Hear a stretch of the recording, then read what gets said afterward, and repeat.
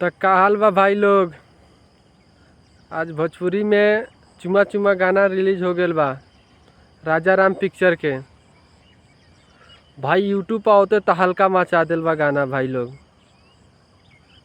खेसारी लाल यादव के भोजपुरी इतिहास में पहली बार ऐसा गाना आयल बा और भोजपुरी में गर्दा उड़ा दिले बा भाई लोग। हिंदी से लेके हर एक इंडस्ट्री के गाना के फेल क के और एक नंबर पर भाई 2 नंबर पर ट्रेंड करते गाना भी भाई भोजपुरी। कुछ लोग खेसारी लाल यादव के बोलत रहा कि खेसारी लाल के स्टारडम खत्म हो गए, खेसारी लाल के अब कुछ नहीं के रह गए इंडस्ट्री में, गाना के व्यू नहीं के जाई। तो वो लोग से बता दो चाहते कि ये गाना के व्यू जाके देखो लोग 10 घंटा में 5 मिलियन व्यू चल गए बा भाई लोग। अभी यूट्यूब अपडेट कैले बा भाई लोग। तो वो लोग जाके देखी गाना के आ चुमा चुमा गाना के देखी और बताई कि कैसन बा गाना, कितना भी और गाना में कितना तगड़ा लेवल के काम करल गेल बा, पैसा लगावल गेल बा भाई लोग। तो गाना बहुत बड़ा लेवल के बा, राजा राम पिक्चर के बा भाई लोग। आ पिक्चर भी बहुत बड़ा लेवल के बा भाई लोग।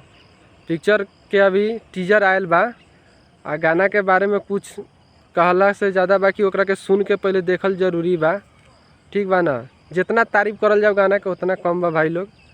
तो जाई रहुआ लोग गाना के देखी एक बार और बताई गाना कैसन बा। 10 घंटा में भाई लोग 2 नंबर ट्रेंडिंग में चल गई बा। सारा गाना के नीचा करके गाना 2 नंबर ट्रेंडिंग में चल गया बा भाई लोग।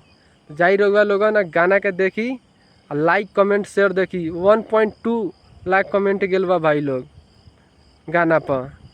लाइक है तो मत पूछी भाई लोग कितना लाइक गेल बा, लाइक बहुत ज़्यादा गेल बा और गाना के रिस्पांस अच्छा मिलता। तो वो लोगन जाई और देखी गाना के और प्यार दुलार आशीर्वाद दी और गाना के जल्दी से जल्दी 1 नंबर पर मंगा दी।